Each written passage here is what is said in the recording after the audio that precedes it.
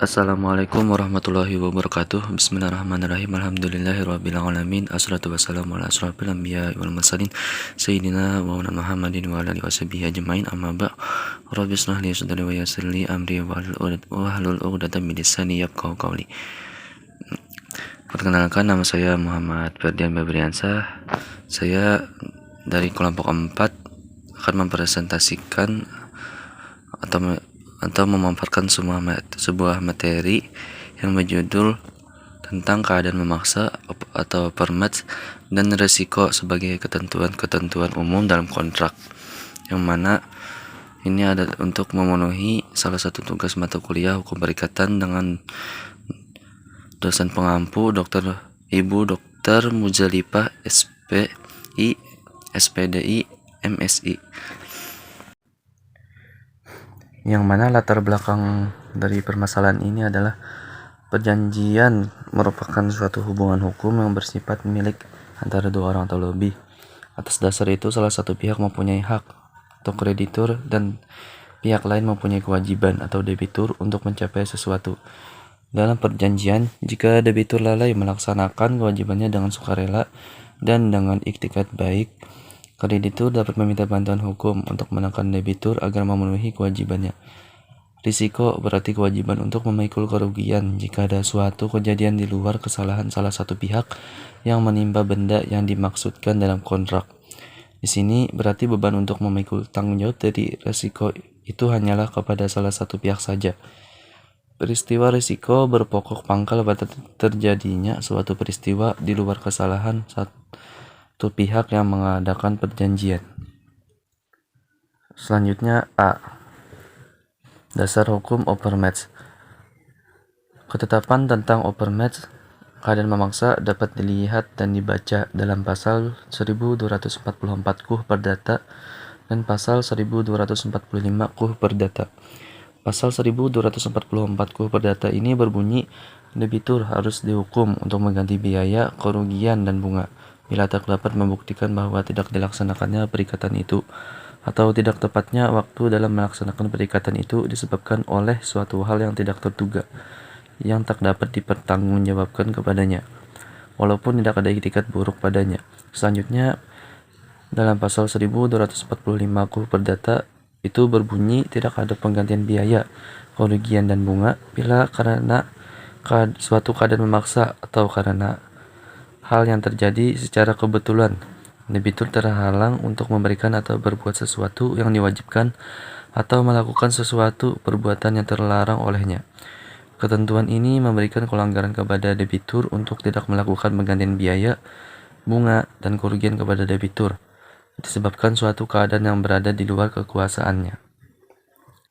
Selanjutnya B. Teori-teori dalam force majeure. Keadaan yang menimbulkan force majeure harus timbul setelah perjanjian ditandatangani, karena jika tidak mungkin melaksanakan prestasinya sejak perjanjian ditandatangani, maka perjanjian itu batal. Hal-hal yang berkaitan dengan force majeure diatur dalam peraturan tentang ganti kerugian, khususnya pasal 1244 dan pasal 1245 KUH Perdata. Ada dua teori tentang force majeure ini, yaitu absolut dan relatif. Menurut teori absolut, seorang debitur dalam keadaan wajib ketika tidak mungkin dilakukan oleh siapapun, atau ada saat-saat yang tidak mungkin. Dalam ajaran ini, pikiran sejana terpaku pada bencana alam dan kecelakaan besar.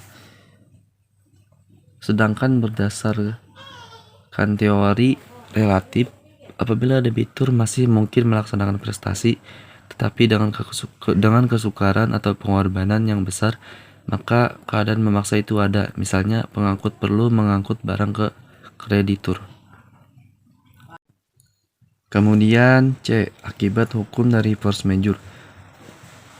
Pasal 1244 menyatakan bahwa dalam hal debitur tidak dapat memenuhi kewajiban perikatannya dan baik, maka ia bisa membebaskan diri dari tanggung jawab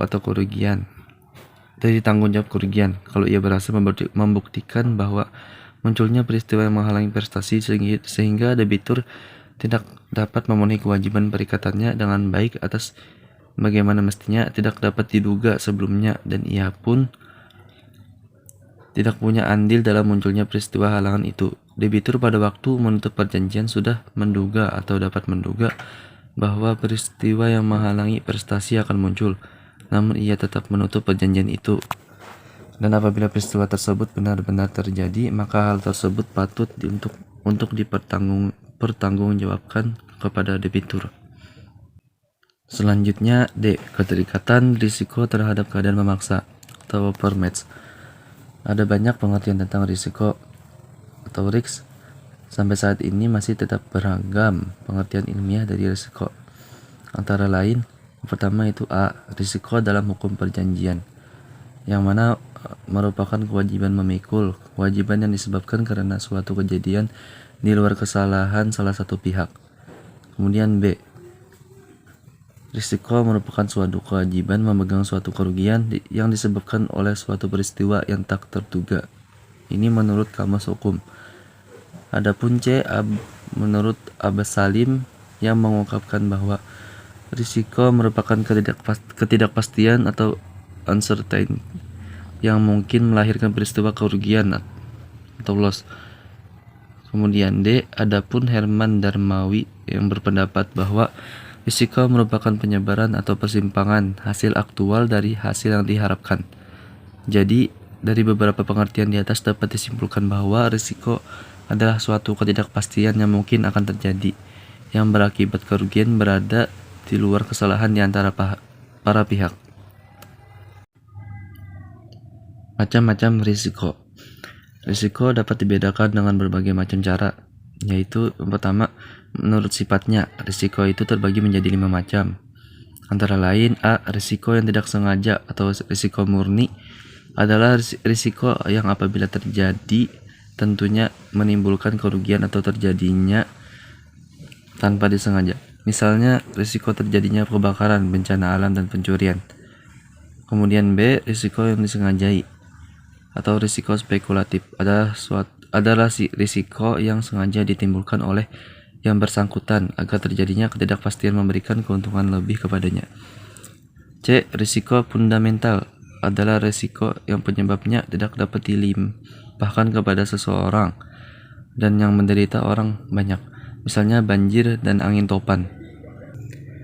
D. Risiko khusus adalah risiko yang bersumber pada peristiwa yang mandiri dan umumnya penyebabnya itu mudah diketahui, misalkan tabrakan mobil dan pesawat jatuh. Kemudian yang terakhir, risiko dinamis, yaitu risiko yang timbul karena perkembangan dan kemajuan masyarakat di bidang ekonomi, ilmu, dan teknologi. Kemudian yang kedua, dapat atau tidaknya risiko tersebut dialihkan kepada pihak lain. Maka risiko dapat dibedakan menjadi beberapa bagian, antara lain A. Risiko yang dapat dialihkan kepada pihak lain dengan mempertanggungjawabkan suatu objek yang akan terkena risiko kepada perusahaan asuransi dengan membayar premi asuransi sehingga semua kerugian berpindah ke perusahaan asuransi. B. Risiko yang tidak dapat dialihkan kepada pihak lain umumnya meliputi semua jenis risiko yang disengaja. Kemudian yang ketiga menurut sumber atau penyebab terjadinya risiko itu dibedakan menjadi 2, yaitu A. Risiko intern, yaitu risiko yang berasal dari dalam perusahaan itu sendiri, seperti kecelakaan kerja dan kesalahan manajemen. Dan B. Risiko ekstern, yaitu risiko yang berasal dari luar perusahaan, seperti persaingan dan fluktuasi harga atau perubahan kebijakan pemerintah. Ya, itu saja yang dapat saya sampaikan. Saya mohon maaf apabila banyak kesalahan maupun kekeliruan yang entah dari penyampaian saya atau dari PPT yang saya buat. Sekian, terima kasih. Akhir kalam, wassalamualaikum warahmatullahi wabarakatuh.